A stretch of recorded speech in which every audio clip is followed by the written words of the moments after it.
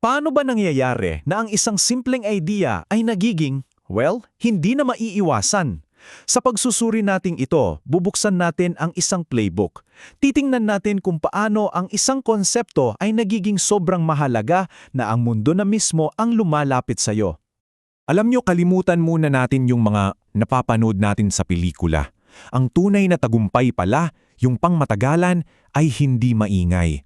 Wala yang malaking party o press conference. Isa lang siyang tahimik na katiyakan, para bang matematika, na sa wakas, nakuha mo na ang tamang sagot. So ano ba talaga itong konsepto ng pagiging hindi maiiwasan? Well, ganito lang yan. Ito yung punto kung saan ang ginagawa mo ay nagiging sobrang esensyal na yung mga malalaking sistema, isipin mo mga kumpanya, gobyerno, ay kailangan ka na talagang isama sa budget nila. Hindi dahil sikat ka, kundi dahil kailangan ka nila para umandar. Okay, sige, paano ba natin mararating yon? Alamin na natin ang daan patungo doon. Hahatiin natin yung buong paglalakbay sa 4 na yugto. Mula sa pagiging isang simpleng ideya lang hanggang sa maging isang hindi matatawarang katotohanan. Ito yung 4 na baitang na kailangan nating akyatin. Una, innovation. Pangalawa, yung tunay na gamit. Pangatlo, yung pag-asa. At syempre, sa pinakatuktok, ang pagiging hindi maiiwasan. 4 na yugto yan na kailangang pagdaanan ng bawat makabuluhang ideya. Lahat tayo nagsisimula sa unang yugto. Inobasyon. Dito, puro ideya pa lang. Maganda yung konsepto mo, nakakatuwa, pero at ito yung masakit na katotohanan, madali pa rin itong baliwalain. Actually, karamihan ng mga proyekto hanggang dito na lang. Okay, level up tayo. Sa ikalawang yugto, kailangan mo ng patunay. Yung ginawa mo, gumagana na sa totoong mundo. May silbi na talaga. Pero, eto na naman yung pero.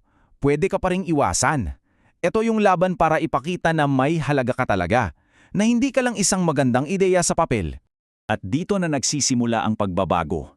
Kapag ang mga institusyon mismo ang nagtanong nito, teka, ano nga bang mangyayari kung wala ito? Yan na ang sinyales na nasa ikatlong yugto ka na, pag-asa. Dito na nila nararamdaman na parang hindi na nila kaya pag wala ka. At sa huling yugto, hindi mo na kailangang magbenta.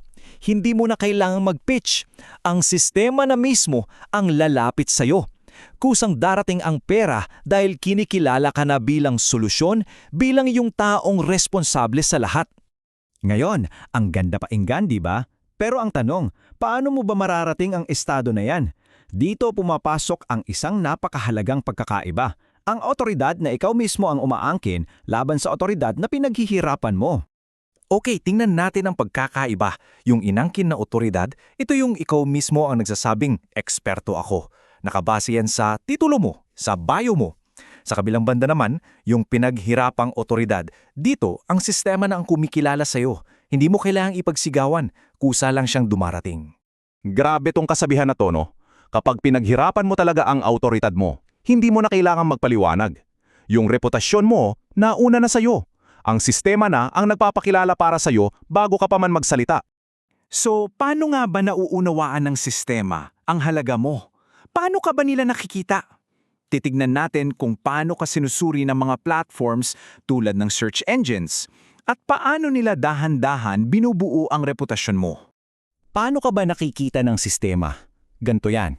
Kinokolekta nila lahat ng impormasyon tungkol sa'yo. Mga search, articles, social media, tapos hinahanap nila kung anong ideya o tema ang laging nakakabit sa pangalan mo.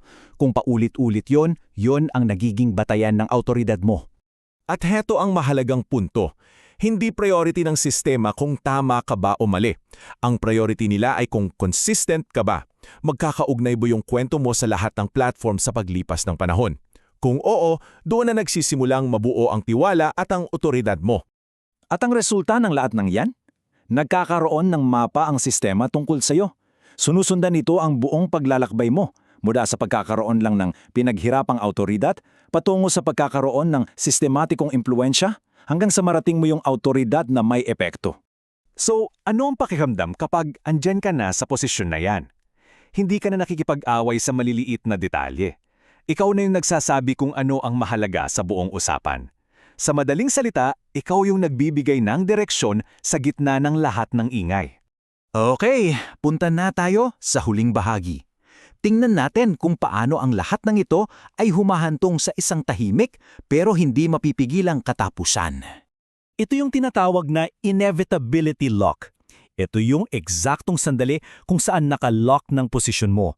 Dumadating sa punto na mas malaki ang panganib para sa isang kumpanya na hindi ka isali kesa sa isali ka. Naging default ka na. Wala na silang choice. Kaya ang pinakamahalagang aral dito ay ito. Ang landas na ito ay hindi isang mabilisang karera para sa atensyon. Hindi ito paramihan ng likes. Isa itong marathon.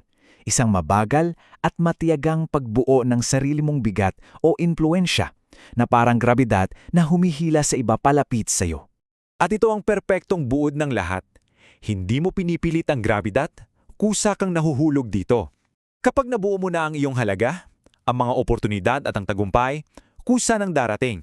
Tandaan, ang tunay na impluensya ay hindi nakukuha sa pilit, kundi sa pagiging tunay na mahalaga.